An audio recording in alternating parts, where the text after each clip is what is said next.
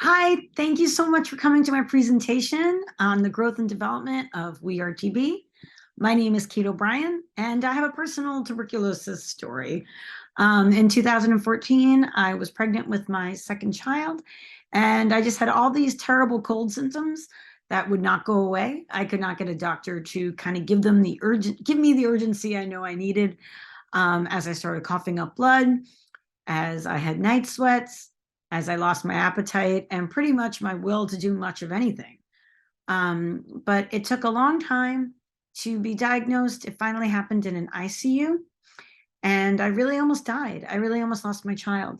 And that's a situation for people around the world. Tuberculosis, despite being a curable disease, still kills 1.6 million people a year worldwide.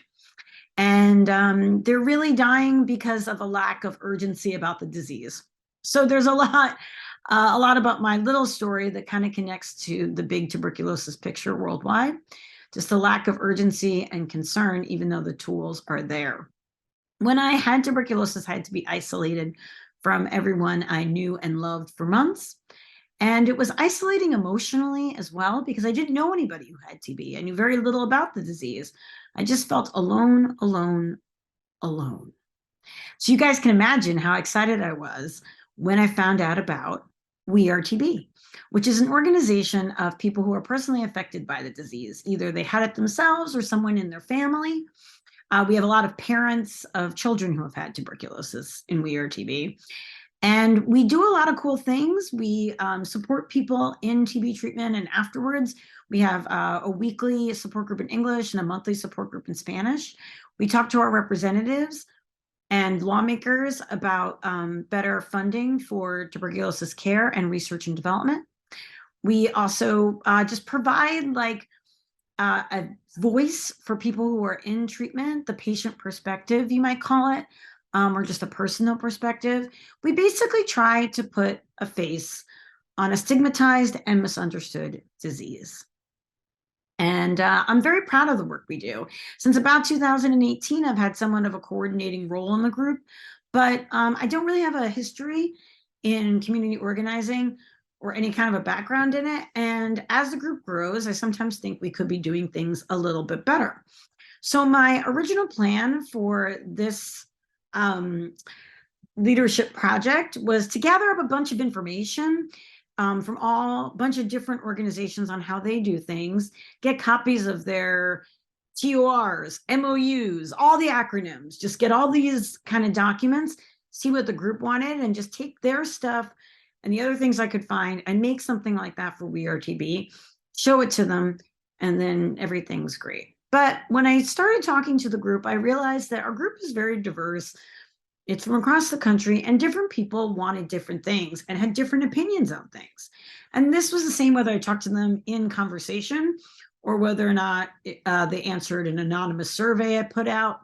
It just seemed like I wasn't getting a lot of, it just wasn't as easy as I thought it could be. And I was a little naive, which, it happens.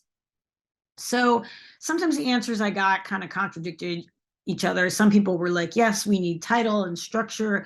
And some people were like, I'm happy with the way things are going right now. So, I realized that maybe this wasn't something I could just package up for everybody and present with a bow on it, but it was something we needed to work on more together. So one thing I did hear over and over again was that after meeting every week on Zoom and really unloading some of our deepest thoughts to each other, the group really wants to meet in person. So I thought to myself, maybe what I should be focusing on is trying to get the group in person to come up with some of these plans and goals for the future together.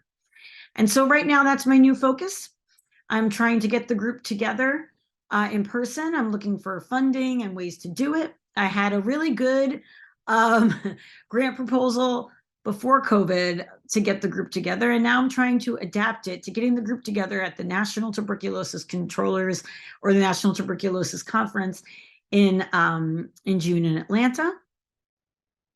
We've been there before, and I think the working group that we've put together, we put a little working group together and some of these materials, we can put these things together, bring the group to one location, and then hash this all out in person together. And I think that way the Results and answers will come from the group will be more connected to them, and everybody will have had a piece in the process.